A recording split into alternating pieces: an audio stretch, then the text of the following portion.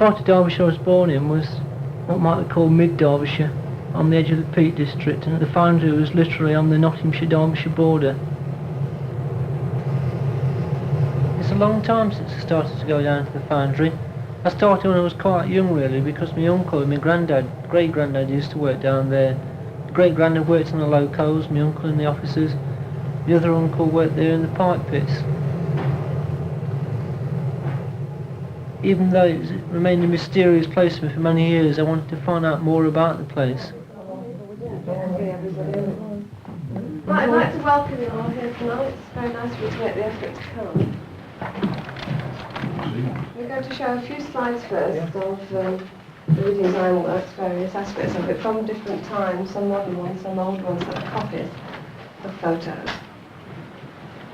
And then after that we're going to show a 20-minute video, which is just scenes around the ironworks today, and possibly ideas for the actual film when it gets underway.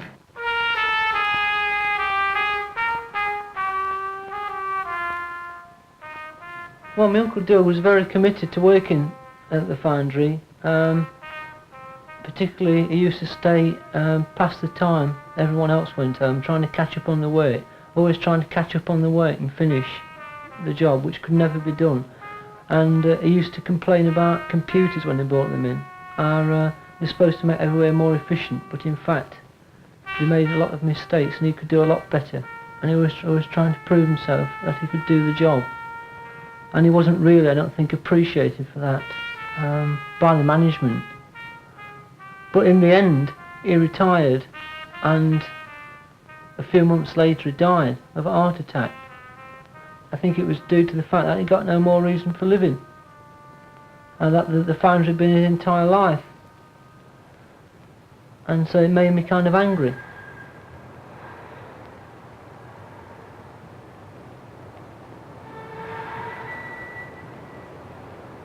You were a moulder, Alf, weren't you? Can you describe what a moulder's job involved?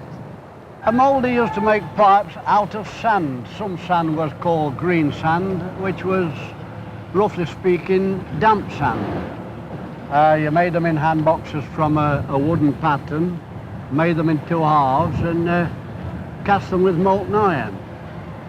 The bigger pipes was made in what they call dry sand moulds, which was dried with a coke heater, blacked and dried with a coal heater, and cast in a big way in the long shop.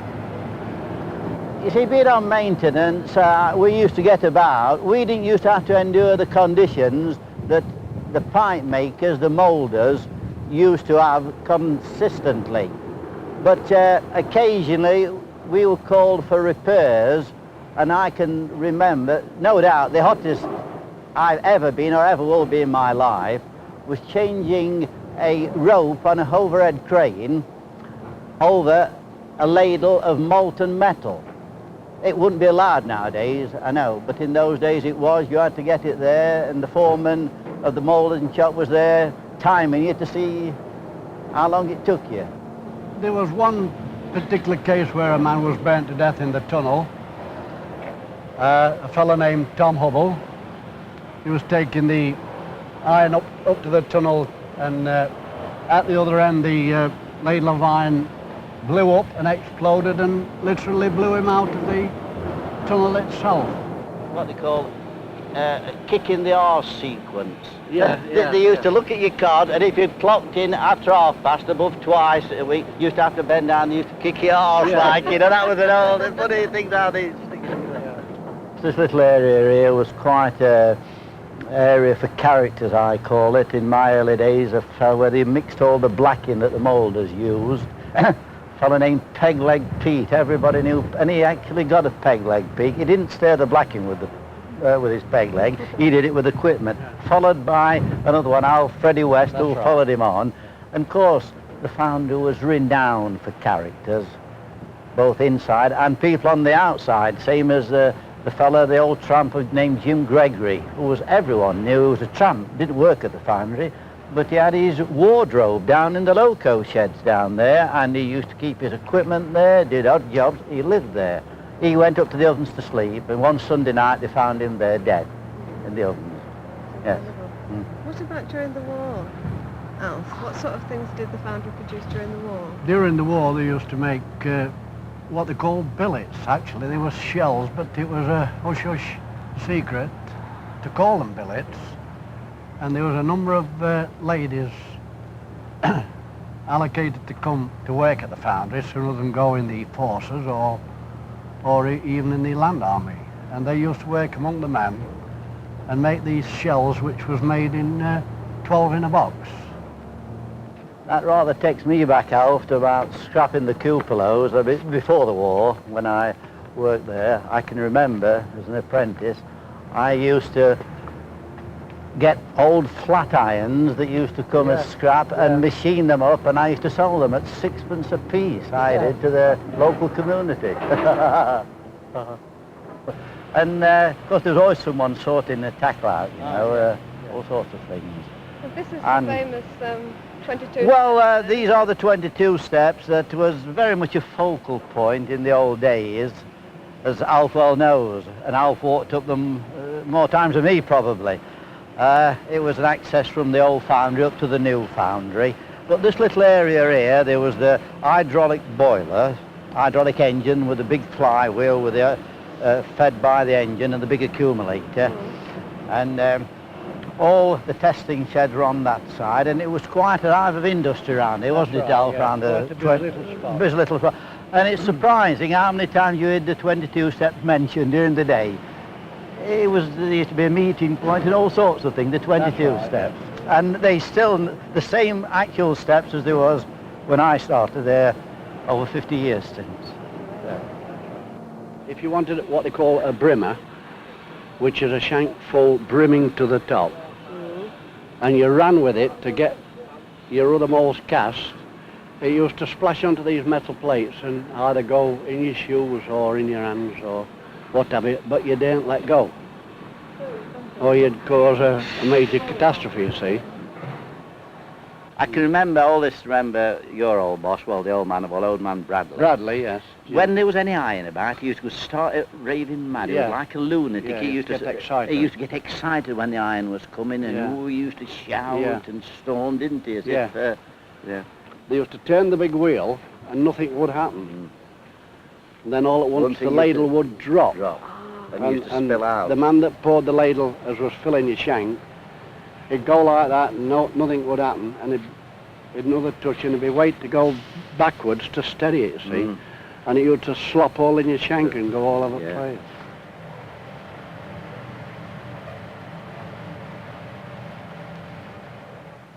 It was in the moulding shop that you first started work. In the moulding shop. At what age was that, Mr. Mayers? 13. 13.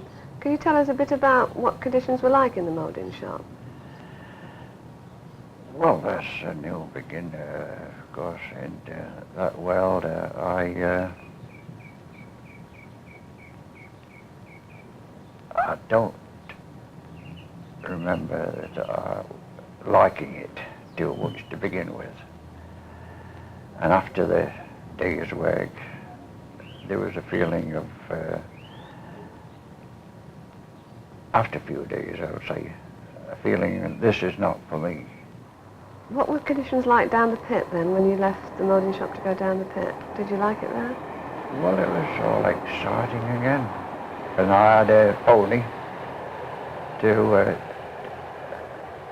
that was in the early days, a pony to take the wagons into the coal,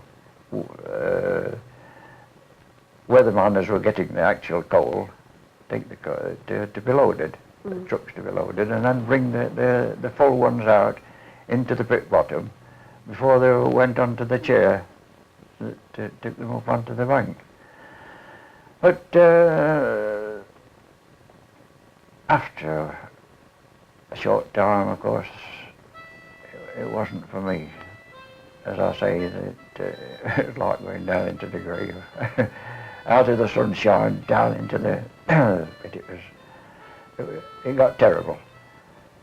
And so therefore, at 21, between 21 and 22, I had the opportunity of going back to the foundry. And what job did you do when you went back? You didn't go back into the moulding shop? No, not likely. No. No. I always used to say there weren't many people who had lovelier walks to work than we had. Really, no one would have suspected that behind the trees there was an ironworks. It was really hidden away completely. Do you want to tell us about when you started working at the foundry? It was during the war, was it? Yes, that would be about 1916, I think. About 1916, I started work. It was very cold, you know, in the morning. You had to be going from home about 5:30 down to the foundry to get there for 6. What job did you do? We was cutting pipes on a facing machine, facing pipes up. And there used to be a crane, you know, and they'd drop the pipes on your table where you were working. And then it was like a cutting off machine, and you had to start this machine to cut your pipes to measurement.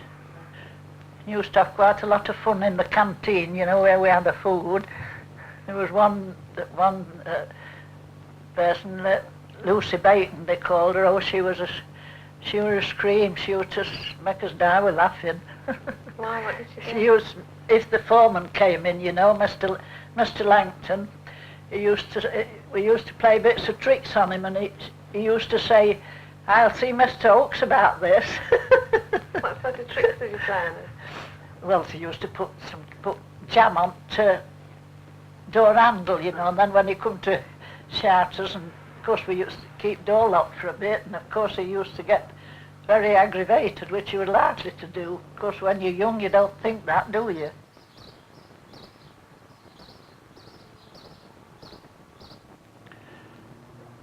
This is a jack plane used by my father in the potting shop. It's rather weighty against the present day ones. They're steel, and much lighter than using this, and there's more performance in getting the blade into position in this one than in the steel ones. But anyway, it's usable present day.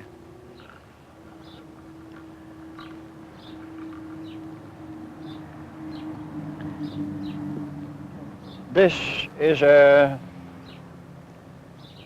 gadget for tapering timber, large diameter and small, and a blade. And it's used for tapering the ends of ladder staves to fit into the sides so that it was a good tight fit. Or even a brush tail, the bottom of a brush tail, to fit into the head. Providing the blade was sharp, it cut quite easily, twisting round on the timber. This one is a similar instrument to that, but this one is for rounding brush stales. The square timber had the corners taken off, making an hexagon shape.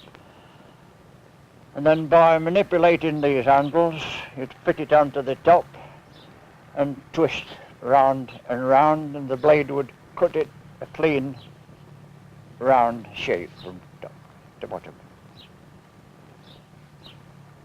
That is a heck. That was thrown away on the scrap heap.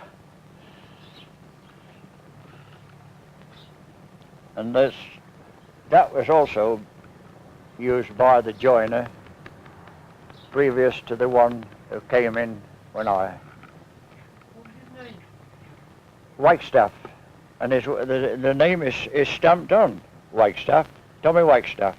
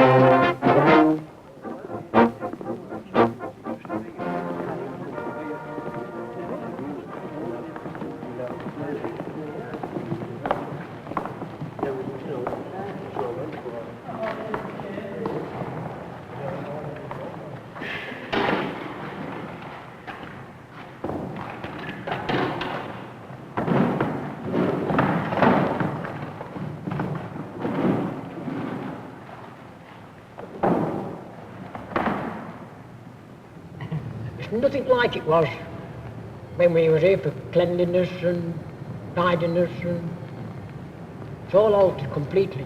We can own the shops, like, you know. We don't shop, but it's not so used to it. So Forward the sectors, it would have been a place like this. With all this rubble about, and wouldn't they? Oh, yes. It was cleaned every one different directors used to come every month. Cleaned all up. And if it wasn't up to, you know, up to scratch, You don't mess with foreman it. had it, then you got it. Well, as far as I'm concerned, it's rather a shock to come back to see all these little units knocking about, a dirty place which used to be a dirty foundry, but cleaner than what it is now. Oh, And I've had to look round to make sure that it's the same place. They recognise that some of these things through the window, the old foundry shop and the ladle shop and the new foundry moulding shop, but and close to us is the maintenance fitting shop. But otherwise it seems to have altered tremendously. Out of all sort of, you know, sense and reason. Anyway, nice place to work in though, and you know, good place to work for. Well, the money was no good. We were no good, but the place, You know, it was... West paid book paid pay him anywhere around here, that. Same as Stanton and Staveley and that. but it was a good firm, like a family. Family affair, you know. You know, everybody Everybody knew everybody. and helped each other, and I think that was the reason that you got, I mean, I can go back, my father worked here, our fathers worked here, grandfathers, uncles. So there was really a happy family feeling right through the works. People locally lived in Firebridge, Riddings, and it was a grand place to work at, really. You started here from leaving school, which I did at 13 and a half, and you know, I still feel part of the firm, and I'm 78 there now. This is Enos Saunders. He's a pump maintenance attendant. He's 69 and has been working the Stanton Works for 56 years. This is his son, a fitter's mate, with 13 years' service. And this again is Enos's grandson, an apprentice fitter. That sort of thing is typical of Stanton and Staveley. If I looked hard enough, I believe I'd find a descendant of one of my own craftsmen. There are probably more people sporting gold watches in Derbyshire than in any comparable area of Britain. It has long been the custom to present gold watches at the end of 30 years' service, 25 for women. I don't know whether any of you can tell me what sort of jobs did the women do in the foundry? Well, during the war, there's some down the Silverbreaker. some worked in the machine shop. They worked some of the machines. Some crane drivers. Train drivers. They had heavier jobs in the First World War Yeah. than they had in the Second World War, Yeah, because there much wasn't of the heavy lifting and that in Second. I mean, most of the moors that the girls worked on were done in sea sand. But what jobs did they normally do, apart from in the war? What sort of jobs Well, did they do? Most of the girls that worked in this sea sand, they'd got hands that ladies today would have been proud of. They wouldn't, they were as soft as silk, the hands were working with this sea sand and glycol. Went down, honestly. Yeah, but they wasn't all working in sea sand there. No, I know some, there were some that were employed for real heavy work. Like, They're all right on the wheel now, aren't they? Yes, and they could empty a wagon in no time, but I'm talking about, in the main, they were employed working in the moulding shops in sea sand. I was wondering, did they get paid the same rate as the men? Oh no, the ladies hadn't aspired to their freedom. At that time of the day, they paid, I hope all the ladies present will forgive me for what I'm saying, but I'm telling the truth. They paid them what they were worth. And they didn't, they didn't get as much as the men because they didn't take the responsibility that the man took. Well, they couldn't do the work. And all the girls that worked in the moulding shops, a man was going by and they'd say, turn this over for me.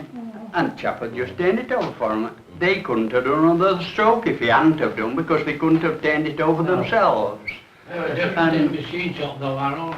Pardon? It was different in machine shop because they had to do all their own settings. It was what we used to do in the machine shop. No, but there weren't many castings that girls had to handle that were too heavy for them. Otherwise, the crane did No, it. but they still had to lift the pipe themselves onto the blocks and tighten them down.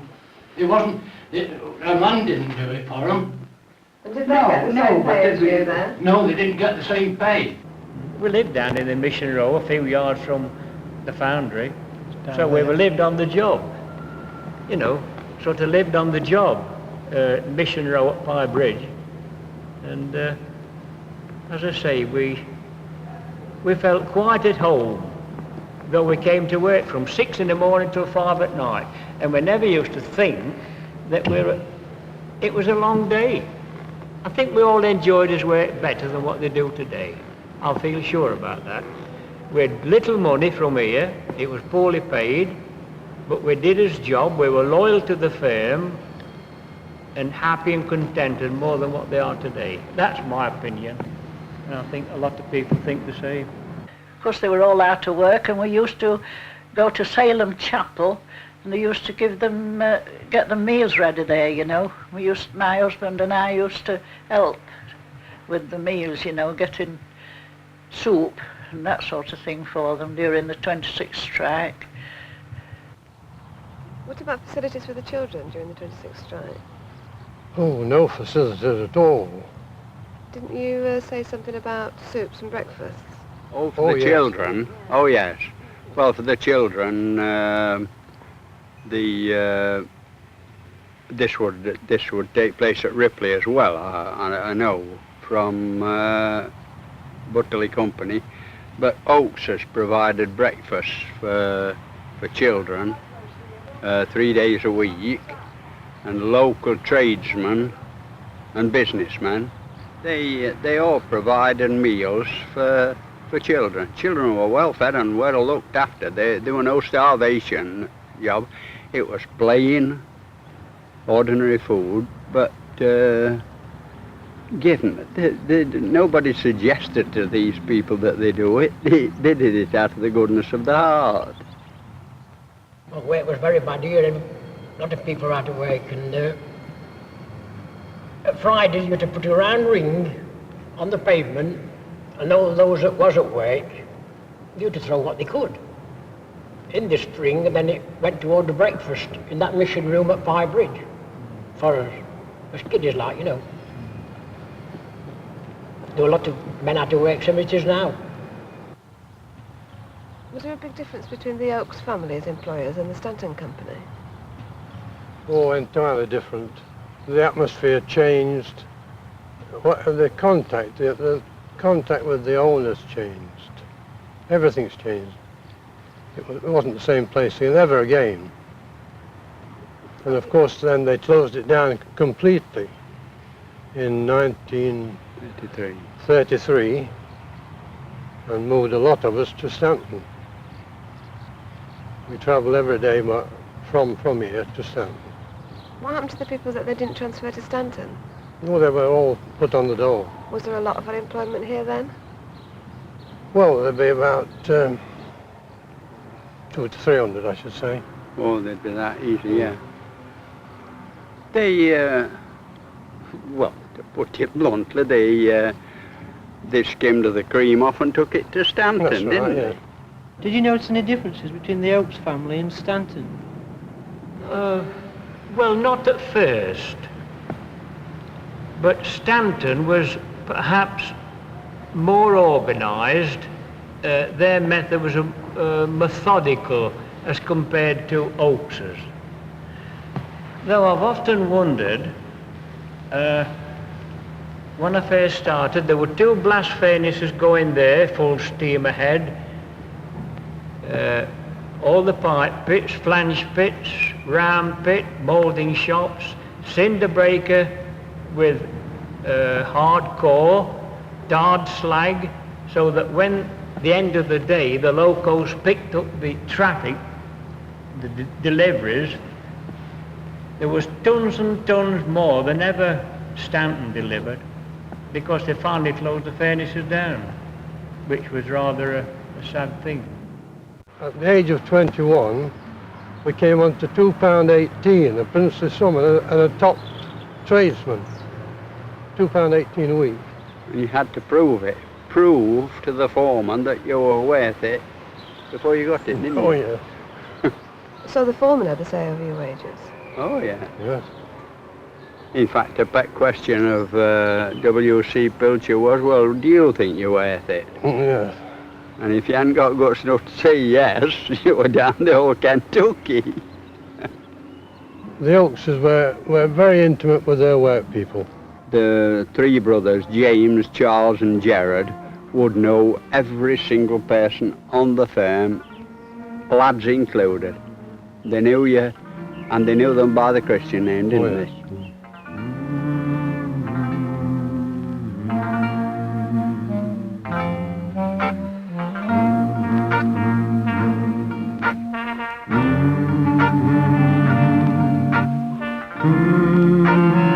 When I was a child, we were really terrified of what lay over the iron walls of James Oakes's house.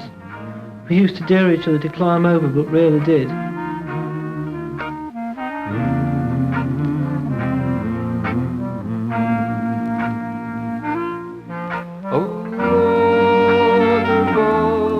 Don't you know I'm pining? Tears on my eyes. Show me that cloud with the silvery lining. Take me to paradise. Up in the morning, out on the job, I work like the devil for my pay, while that lucky old son ain't got nothing to do but roll around heaven all day. But every night used to stop overtime till 6 o'clock. Yeah. When I came out of the army, only there was, it was a bit slacker. They weren't so strict as it was when I went in. And I used to come up here with a runabout. That was for discs, as Harry was saying.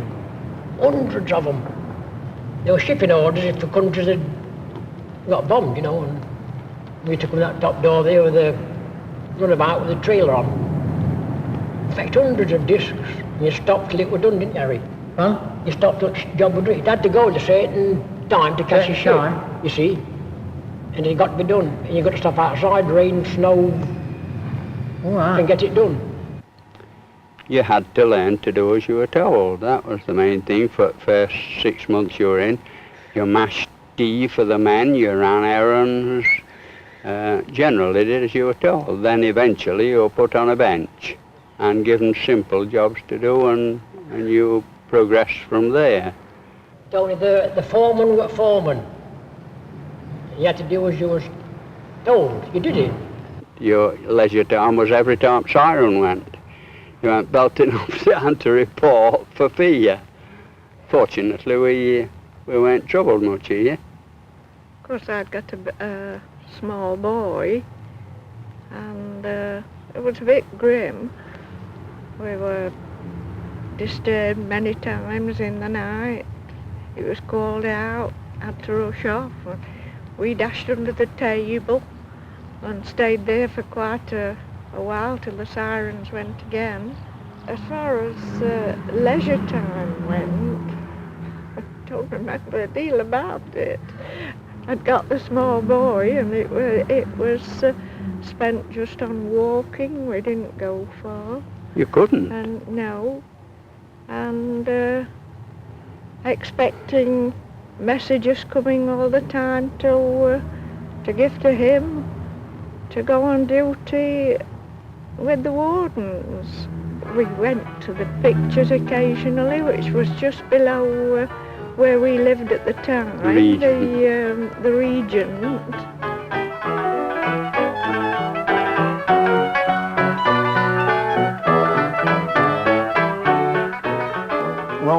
the Regent Cinema, if I can remember correctly, was round about 1919 when the cinema opened. And this ran successfully, being a novelty in the village for quite, I should say, 12 months or 18 months. It was very well patronised. And then it started to fall off because the 1921 strike depressed everywhere. You see, people were short of money. And they decided, the people that was running the place, a Lincoln company, they had a pianist there named Tommy Williams. Now, Tommy was a versatile pianist and also a brilliant comedian. He married a daughter of a theatrical man in Riddings named Gustav Levine. Well, Tommy and Lizzie had worked in concert parties, all seasides and various theatres up and down the country, and they decided to stay in the village. Well, Tommy was pianist at this cinema, and his wife was a general runabout, ticket collector in the ticket box, etc. And they decided, owing to depression of patronage, they'd form a local troupe of children, a concert party. Well, the Regent Cinema then, as I say, it got very depressed, and Gustav Levine took over the management. Being a local man, he took it over, and this Lincoln firm had gone down, you see, they gave it up. Well, then he introduced pictures again, but owing to the fact that it was a new cinema, they couldn't get a good contract of attractive films. So Gustav decided that he'd put something on very attractive, and that was a live show.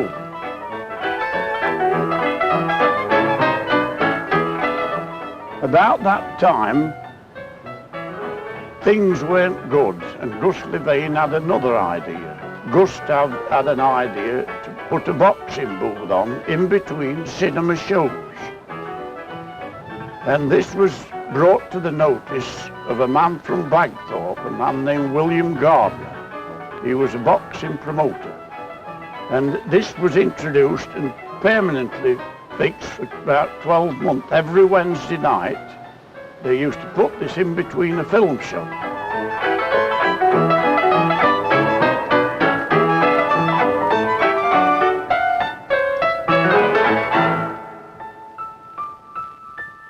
It was a splendid sports ground, a lovely cricket field, a football pitch, hard tennis courts, and a lovely bowling green to which I had looked forward to during my retirement, spending many happy hours there.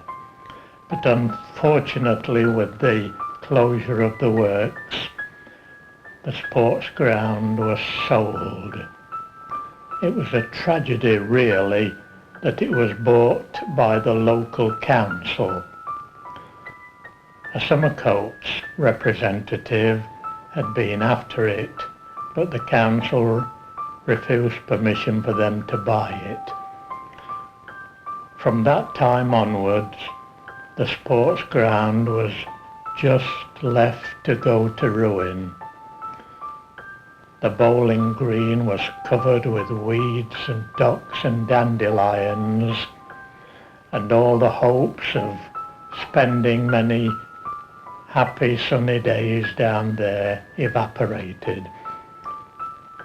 Eventually, it was open casted, and all the beauty and attraction of it was destroyed. Even today, there seems no hopes of it being restored to any reasonable condition at all. This is the track that eventually went up to the Riddings Mills, and this is what the old petrol loco was bought for pushing wagons up to the Riddings windmills. Went up the gang lines, and it was bought specially by one of the Oakes family to eliminate the burning of the trees by the old steam loco that used to go up. And in fact, it was with the foundry till it closed. In fact, everybody of the last 50 years can remember the petrol loco and Jimmy Scott. The output was really tremendous, but it was extremely hard and at times pretty hazardous work. The conditions in the shop was unbelievable. In fact, I worked in the chief engineer's office at the time, and the factory inspector was there for a few days, and he made his headquarters there. And I heard him say, the conditions in that shop must be the worst in Europe. It sticks in my mind. The worst in Europe? The worst in And Europe. what about in the moulding shop, Alf? What were conditions like there? So the condition in the moulding shop, they were pretty grim as regards dust and heat and smoke and what have you. They used to have oatmeal in their water or something, didn't they? Yes, in fact, the conditions so hot that they used to drink that much water. They used to have oatmeal. They used to have a labourer full-time fetching oatmeal, like pigs will actually, for the men to drink to stop them having stomach cramp. You said that you saw rats or something in the oatmeal. No, the oatmeal was kept in the stores in a big open bin, and cats used to be in there strutting about, and they used to ladle it just like pigs will, and the men used to drink that, specially provided, free of charge. It was slavery, that was. When you rammed a pipe up to the top, swung the electric rammer round for the next one, and it kept continually going round and round until you'd completed your castings. And if you didn't get all those 18 rammed up by the time as they started to strip the others, you didn't get nothing to eat. Conditions in the German shop was shocking. The dust, the fumes from your gas fumes, your dust from when you're stripping your hot pipes down and pulling your core bars out, the hot dust was, no one today would have that type of work today. They wouldn't do it, they wouldn't down tools because they wouldn't even pick them up. In fact, you was highly honoured to get a job because there was 14 more waiting for that one job as you'd got. The work was so hard that, just to illustrate that point, at that time the mines were working short time, and a number of miners came to the works and were given a job in the Ardelt shop. But they found the work so hard and in such dirty conditions that it wasn't long before nearly all of them were back trying to get a job in the pit again. There was a union man from Nottingham.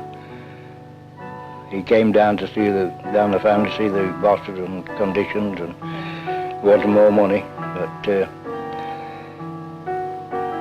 when the foreman came from Booth, George Booth from Chesterfield, when he came off that train at the morning, someone had kindly informed him who was at the meeting. It was out at the New Inn, who was at the meeting, what was said at the meeting. So you was on the blacklist for the first one to go. And what about the unions in those days? The management was quite adamant about the unions. In fact, when you paid your union, you did it in an underhanded way. On the quiet? On the quiet sort of thing. Well, what would have happened then if you'd been open about being in the union? Well, probably you would have been victimised, and you was afraid of losing your job owing to the unemployment and the time. So there wasn't much Very much resistance? non-existent, very little power. I think it was on the lip service that was That's paid right, by yes, the yes. head man. And for those conditions to prevail, it must have been, because it was unbelievable, really. The majority of the men was afraid of losing the jobs. Yeah, I can imagine that, yeah. And you actually left and went to the pit, Went Alf, to the didn't you? pit, yes. How would you compare conditions in the pit?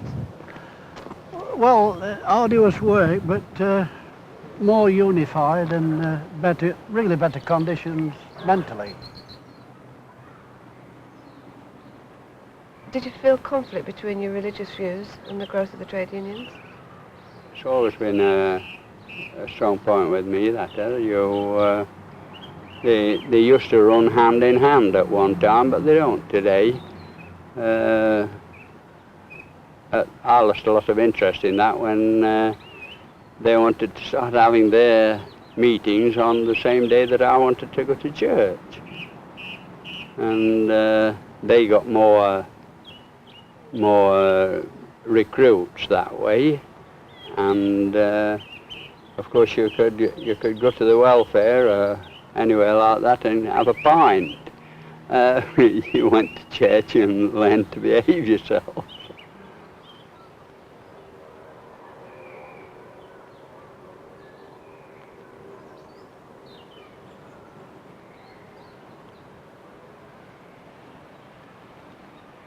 Did the Works Committees work effectively in dealing with grievances? It had its teething troubles when they first started, but I would say it was the inception of it was extraordinarily good for the firm and for the workmen. Workers have a code of behaviour, not imposed, but agreed. They learn to work with the company. For more than 40 years, these works committees have offered those concerned a free exchange of views.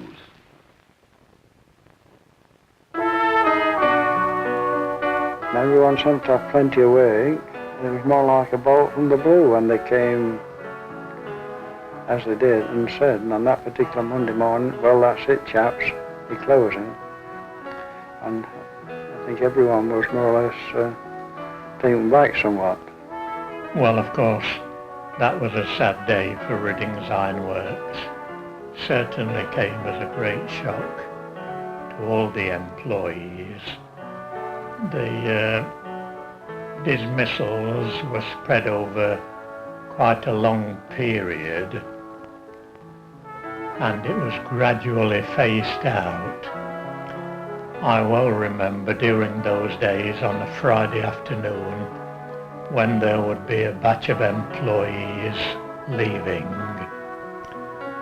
to see them in the passage in the office with tears streaming down the face was something that I wouldn't like to see again.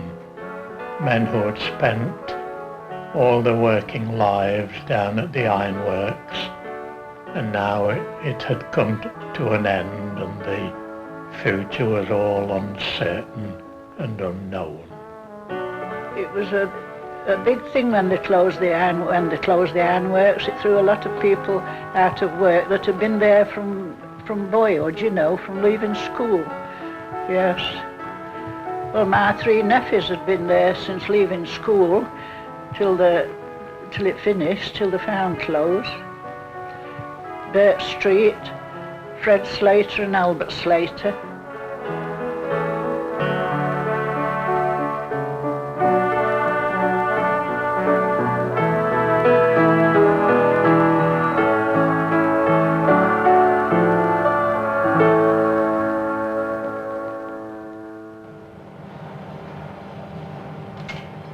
At its height, Riddings Works employed over 4,000 people.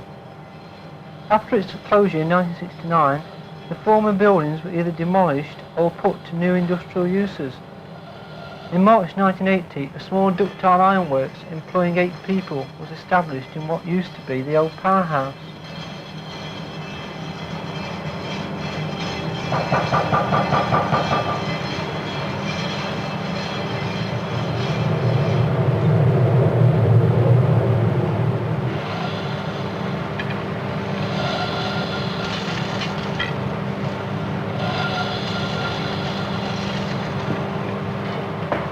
I said, well, can I do his job? Well, he said, I don't think you can. I said, well, what have I got to do this digging for then if I can't fulfill his full occupation? Well, he says, you're not old enough. I said, well, I'm not old enough to dig these holes then. Well, he says, you better go and see Mr. Hendy. He says, the manager. He says, he'll put you right. So rather brave, I put this pick and shovel on my shoulder and I walked across the fitting shop in the vicinity of this crow's nest where the manager was upstairs, and all the fellas was edging me on because they'd never seen any retaliation like this to the manager. And I went up these stairs and onto the landing, and someone whistled to me. And I turned round with this pick and shovel, and I smashed the glass plate in the door. The manager came out like a raving bull and instantly dismissed me on the spot.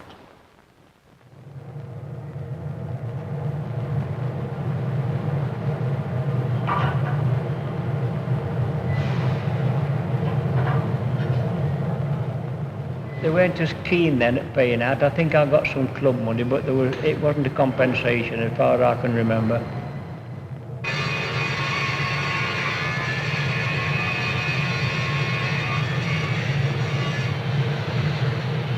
There was a man named Godber. He fell into a ladle of metal. And I think they pried him out with iron bars, and I think he died about 4 days after in General Hospital at Nottingham.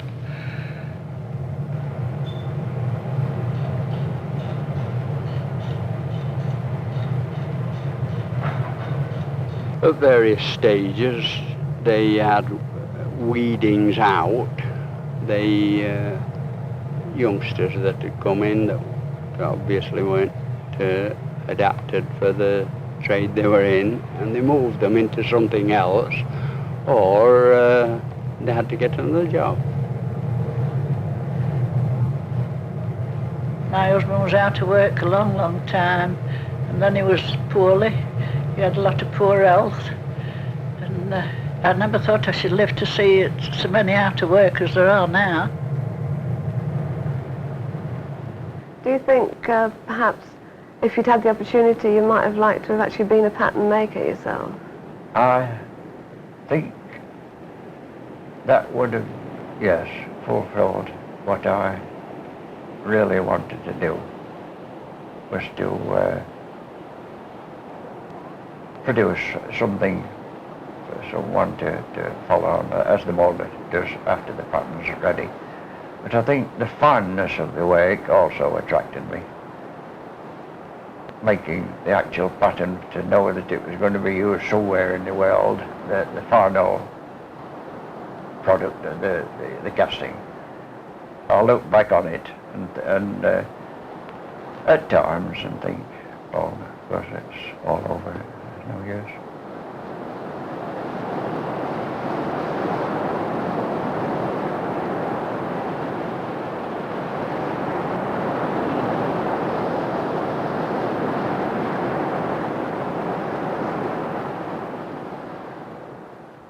I got around all the foundry buildings very much, and one of my earliest memories, and it gives some idea of the safety conditions in those days. The old foundry shop here, where they did the big castings, loom moulding, there was a loom mill on the back, the shed's still there, where the loom used to be ground and went down a chute to be used in the shop. An old fella named Johnny Mosindu, who was the loom grinder, and he was looking through, he used to have a little hole on the side of the track, looking through to see where the crane was, and the crane come by and actually cut his head off. Cut his head off.